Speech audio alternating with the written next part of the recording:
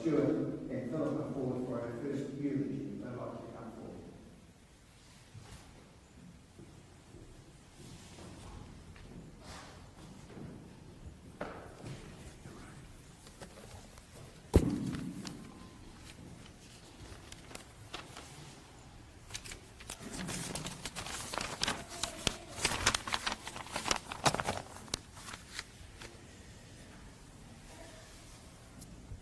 Legacy.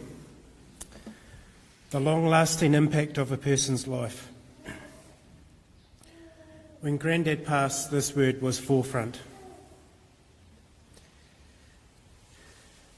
As I glanced down to reflect on Grandad's 97-year legacy, there was Grandad's feet staring right back at me. I quickly realised my own love of bunions, beers and Bristol freighters are also part of Grandad's legacy, and that Grandad's legacy is living on through his vast array of children, grandchildren, great-grandchildren and great-great-grandchildren. I'm Stu Pearson, the fourth eldest son of Christine and Ken, and the grandson of Tony.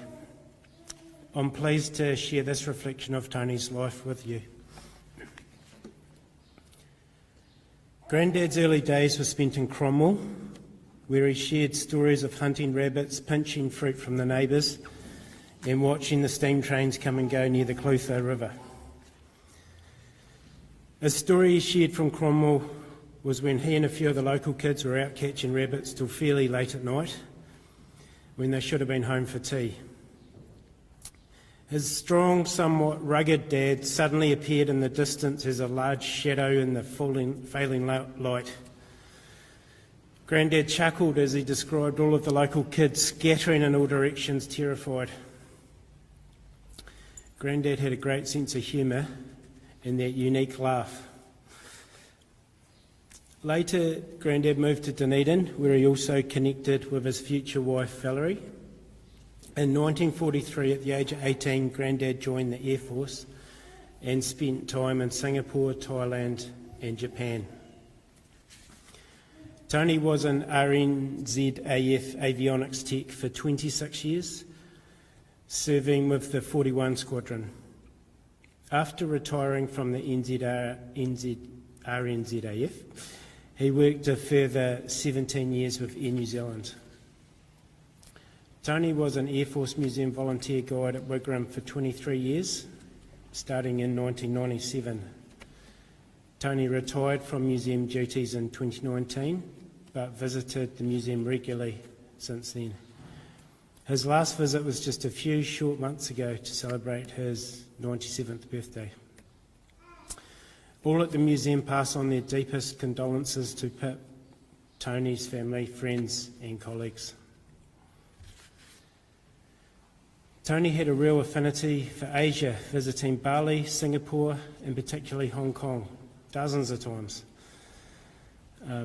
right through his life until he could basically travel no more. Tony married Valerie on the 12th of January 1950 and had 4 children, Christine, Brian, Leslie and Philippa. I'll take this time to acknowledge Valerie, Christine and Brian, who have also sadly left us. Our thoughts and prayers are with them today. Tony and Valerie loved to have people around and entertain them. Tony and Valerie had a deep, unconditional love for each other, and that never appeared to waver. Before long, Tony and Valerie became Grandma and Grandad. Their relationship was so tight to us, they were just one, affectionately known as Grandma and Grandad, or G&G. Even after Grandma passed, I still went to see Grandma and Grandad. Our memories of Grandad include his veggie garden and hot house with an abundance of tomatoes and courgettes. Grandad was often in the kitchen cooking up a feed. His desire to purchase old classic British cars like his Wolseley. Grandad would never buy a Japanese car, until he eventually did, and it wasn't so bad after all. He'd love a drinking beer, and he drank it pretty fast as well. He did like to talk politics, but I learned early on, as soon as Grandad was over 2 beers, don't to talk politics. His video recorder and camera went everywhere he did. The family spent many an hour watching Grandad's videos of flowers and gardens, particularly from Singapore and Hong Kong. We truly enjoyed his quick wittiness and sense of humour. When I was 8 or 9, staying at Grandma and Grandad's for the school holidays, Grandad took me fishing at Littleton. We caught a couple of fish, just a small spotty and a bigger one. On the way back, leading up to Littleton Tunnel, Grandad almost stopped at a stop sign. Before we knew it, we had lights and sirens blaring and a cop pulled us up. Well, a debate ensued between Grandad and the cop. A vivacious cop at that. And Grandad was adamant he had stopped. He almost stopped, and a ticket resulted in that exchange. But when we were at home, Grandad spent an hour and a half cooking up that fish for me. It was a pretty tasty fish, and I got to eat the entire thing all on my own. We also, after a few beers, got to learn more about the cop, what Grandad thought of him too. The reason I raised that story, because it was just one example where Grandad would give up his time. He went out of his way to do something special, and Grandad was actually really kind at heart. He'd obviously planned that event for me and tried to make it as special as possible. Grandma and Grandad always welcomed us with open arms. We hardly ever phoned to say we're on our way, we just randomly turned up. And instantly Grandad was whipping up food and drink for us, offering us the bed to stay, just about begging us. Grandma and Grandad loved all of us and wanted to know every single detail about what we're up to, what everyone was up to. And we sat there for hours. Grandma and Grandad thrived on our successes, all of us. Growing up, Grandma and Grandad were our rock. No matter what was happening at the time, we always knew Grandma and Grandad were 100% behind us. We could turn to them at any time. So, Grandad, my desire is to continue your legacy and hopefully one day be a Grandad just like you were to us. Also, my wife Teresa and our children can name all of the various planes on Air New Zealand's network, so I'll try to keep that legacy up too.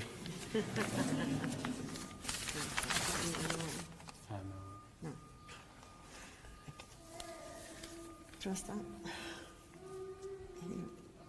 Okay. I'm his daughter, obviously. I think most of you here know me.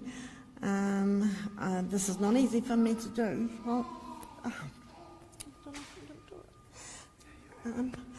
I feel so blessed to have been brought up by my father, Tony. He taught me all about kindness and empathy and respect for your elders. Dad, you were my rock. My father loved going out to see what is going on. He would point out to me on the way, especially going to the beach to watch other people having fun. Gosh, that wasn't there last time. We live in a changing world. I love taking him out, not realising that our last trip to Sunderland was the last one for us. I'm so glad I took him out as much as I did. I really enjoyed our outings. He made me laugh, tell me stories about the past. I would very much like to thank my brother Liz for coming down and giving me so much support, and my son Ricky from Brisbane. I couldn't have coped without you by myself, both by my side. Thank you from the bottom of my heart. Kindness doesn't cost a thing, yet it's the richest gift we can give. Mum will be so pleased to be with my dad. It's time for me to let you go. Rest in peace, Dad. I love you forever.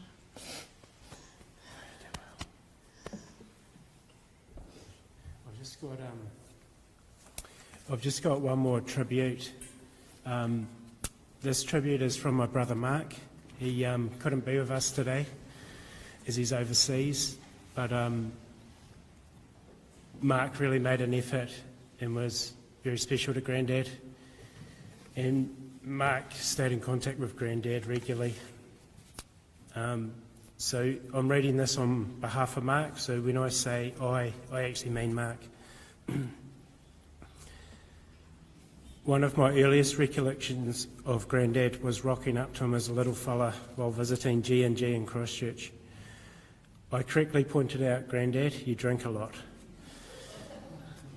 Now, Grandad could sink a pint faster than the Shinkansen, and I was too young to know anything about sake. Grandad flew off the handle and I was straight down to the bottom rung of the favouritism stakes. To cut a long story short, Mum kept adding rungs, and it wasn't until years later as a teenager that I started building a bit of rapport with Grandad. This was partly due to my interest in learning Japanese and eventually going to live in Japan.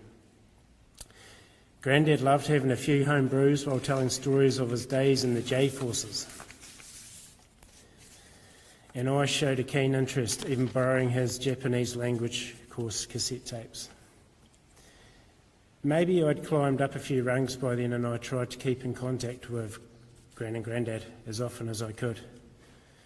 Back in the day, Mark even wrote letters to Grandma and Grandad. Grandad ended up having quite an influence in my life, and now there are part Japanese grandkids and great-grandkids all over the show. Not quite sure how many, but... Grandma and Grandad loved all their grandkids and often asked how each one is and how they're doing.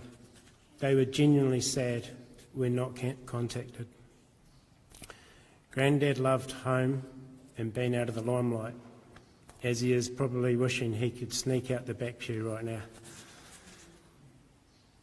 I'm lucky in a way, as the last time I saw Grandad, he was home having a beer. Grandad came second in the cross country as a junior. He told me the reason he did so well is he just wanted to get it done so he could go home. As I was having a yarn to an old Aussie guy back in Bangkok Hospital the day Grandad died, I said, here I am having a PET scan. And my grandfather died today at 97 years old. He asked, did he smoke or drink? Well, he stopped smoking years ago as Grandma wouldn't allow him to, and he only drank alcohol twice a week, today and tomorrow.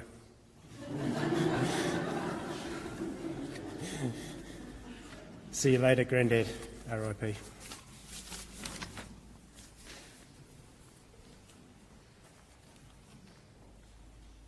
Thank you for your words, Stu and Philippa, and on behalf of Michael too.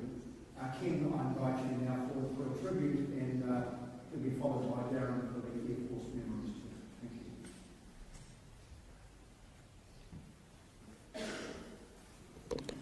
you. My name's Ken Pearson. Tony's my father-in-law. I married the eldest child, Christine, which sadly passed away 22 years ago now. I left school and joined straight into the Air Force, did my basic training, did my technical training as an instrument mechanic, and after a few months in Ahakia, I was posted two-year posting to Singapore. Flew into Singapore in the afternoon, picked up my tropical gear and my big tin chest. The very next morning, into a Bristol freighter up into the middle of Thailand to Korat, which was a Thai Air Force training base. And there were 30 of us, including the aircrew, servicing an aeroplane which supplied people, carted goods, all the important things for the Americans and the thousands of Americans, thousands of English and Australians being based just over the border, which the war in Vietnam was carrying on. And we had a lot of the important things to carry, like chocolate, ice cream and beer to supply the troops. We did a fair bit of that. Anyway, I arrived in there and was met by Sergeant Legros. There were only 3 people, and he was on his way back to Singapore, and there I met Corporal Thomas, who was my senior, and with only 2 of us in the trade up there, he was on a detachment, which meant the family stayed in New Zealand and he was posted, or the person was posted to wherever was required around the world. And if you had a posting, the whole family went with you. Well, Tony was only on a detachment, and also on detachment was the medic corporal, and they were great mates. Now, this got my first impression of Tony. For some reason, he had this strange problem with the skin on his hands, which meant he couldn't have anything to do with oil, fuel, grease, solvents. So, as the Bristol freighter was fair dripping at times with engine oil and hydraulic oil, Tony couldn't do any work at all, so Muggins did it all while he stood quite a distance away and watched. And that was, for my first impression of Tony, he was either very crafty or very lazy or both. So anyway, he ended up quite shortly afterwards going back to New Zealand, where he was actually stationed in Auckland at that time and was posted to Woodburn, where he was working down in the hangar. In the meantime, I did my 2 years, did my senior training fitters course as an instrument fitter, and was posted to Woodburn too, and was posted to 1RD, repair depot, where I was in the gyro bay repairing gyroscopic instruments and navigation gear, but still never really had anything, or even, I don't think I can remember even meeting Tony at that stage. So I ended up promoted to corporal and being in charge of the gyro bay and certifying all the gear and doing duty crew and fixing snags on aeroplanes and signing the 700 and sending them on their way. And then my life changed considerably because Mr. Muldoon decided that inflation was getting very bad, so he had a price freeze. No one was to get any wage rise ever. So all the senior people in the Air Force, all the experienced people, was a mass exodus, and most of them ended up in Air New Zealand. So the Air Force said, we can overcome this. We will promote everybody, because when you get promotion, you get a pay rise. So they did that, and all these young, not quite fully trained and rather inexperienced people became corporals. And the Air Force thought, well, we can't have these guys signing out aeroplanes and equipment, so we'll make it that only sergeants and above can sign aircraft off, or equipment off. So Kenneth, being a rather junior corporal, each trade had only a allotted number of warrant officers, flight sergeants and sergeants, and the sergeant allotment was full, so Kenneth had to go back on the bench and work as just a tradesman on the bench. And so the Air Force, in their wisdom, posted Sergeant Tony Thomas into the gyro bay as my boss. So, silly thing, I had to show him all the works, what to do, how to fix everything, so he could sign off my work. But that was the Air Force. But anyway, that's when I really got to know Tony quite well. And there was quite a group of us that, as soon as work finished, straight down to Corporal's Club and had a few after hours and quite a lot of discussions, and more often than not left late to go home, especially on Sports Day, which was Wednesday, where they had a counter a counter meal on, and we got home very late, and generally the group of us Tony would invite to his place with a couple of flagons, and we figured out later the main reason being so that he wouldn't get his ear bitten off so much by Valerie for being late. And this became the routine after a while. And that also continued on to Saturdays, because Tony then showed us his skills of cooking. I reckon he spent a lot of Saturdays preparing and making his curries. He was a fan for his curries, and he does pretty good curries, I must admit. They were very good. So we'd either be in the Corporals Club or up the top pub at Renwick and home to Tony's, a couple of flagons, carry on through the night, and this became routine, which, looking back, wasn't probably the best. I then finished the end of my time and decided to go to Safe Air Limited, which needed an instrument shop going, so I started an instrument shop, and as well as servicing our fleet of aeroplanes, we were doing major servicing on aircraft, Air Force aircraft. So basically I was still really involved with the Air Force, and being a member of the Sergeant's Mess just carried on as normal, so nothing changed. For me, nothing changed. And then Tony was posted to, by this time, going round to see Tony with the boys for a few beers. Somewhere in the middle of all this, I ended up going more to see his daughter, Christine, than Tony. And in the end, I was only really going to see Christine. And Tony got posted back to Wigram in Christchurch here, and Christine left school and went and lived with her grandmother and had a job in Christchurch. So I used to, every couple of weeks, used to pop down to Christchurch to keep in touch, especially with Christine. And then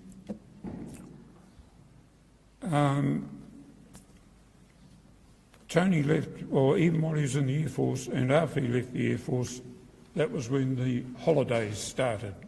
His mate in the Air Force, Perry McLaughlin, he either bought or managed a pub in Kaikoura. So from then on, every Christmas holidays for years and years, we went to Goose Bay camping. And we had a good collection of but we either stayed in the cabins. He bought a big old bus that had been turned into a camping van, and he built one of the first self-supporting tents with a metal frame inside. And I had my Mini, I'd take out the co-pilot seat and build a frame that I could sleep full length in my Mini. So I used to pop down from Blenheim, and they would come up from Christchurch, and we spent many years, even after I was married, we still went to Goose Bay for holidays. And there, as usual, late in the afternoon, drive up to Kaikoura into Perry McLaughlin's pub, where we would drink the odd ale, back with a flagon or two, where Tony would show us the skills of cooking on the barbecue. And we had some terrific feeds of parva fritters and all the bits and pieces that he cooked. And we ate very, very well, and we had some terrific times at Goose Bay in the holidays for years and years. And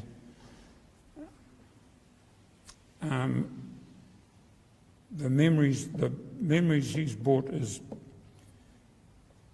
terrific. So honestly, Tony, you've lived a real good and a long life, and you brought for me especially many, many happy memories. And honestly, I'll say cheerio, because perhaps one day we may meet again. Thanks, Ted.